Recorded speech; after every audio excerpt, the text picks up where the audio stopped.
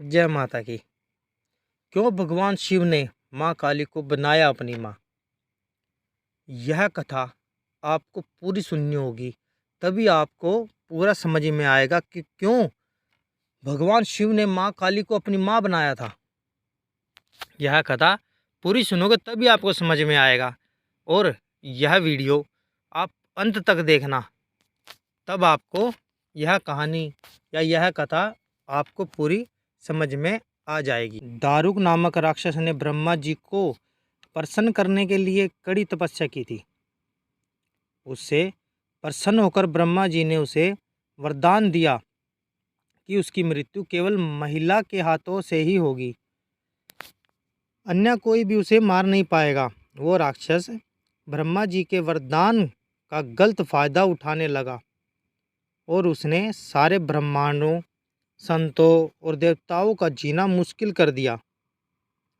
उसने अपनी शक्ति से सारे अनुष्ठान बंद करवा दिए और स्वर्ग पर अपना राज जमाकर बैठ गया। सारे देवता उससे लड़ने गए पर निराश होकर वापस लौट आए। तब ब्रह्मा जी ने बताया, ये राक्षस सिर्फ किसी स्त्री के हाथों ही मारा जाएगा। सारे देवता मिलकर भगवान शिव के पास मदद की गुहार लगाने पहुँचे। दारुक राक्षस के अंत के बारे में बताया।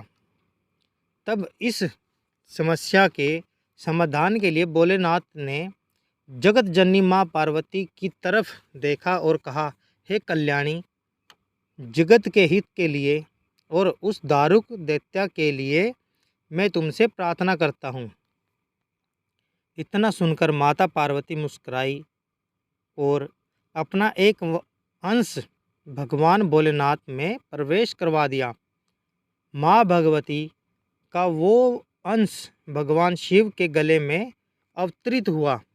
भोलेनाथ ने तभी अपना तीसरा नेत्र खोला और उनके नेत्र के द्वार से माँ ने भयंकर काली का रूप, विकराल रूप धारण कर लिया। उनके इस रूप को देखकर देवता व राक्षस वहाँ से भागने लगे।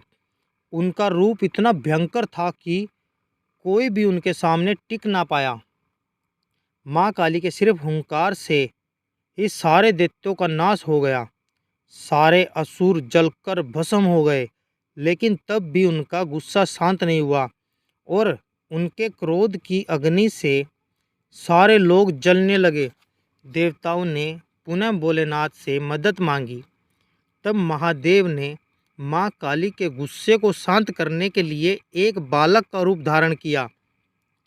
उनके इस रूप को बटुक भैरव भी कहा जाता है और उस बालक के रूप में भोलेनाथ जोर जोर से रोने लगे।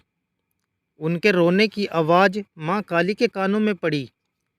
माता ने उस प्यारे से बालक को अपने गले लगा लिया और तभी माता वापस से अपने सौम्य रूप में आ गई। ये थी माता के, या जब भगवान शिव ने माँ काली को बनाया था अपनी माँ। यह थी पूरी कहानी। जय माता की।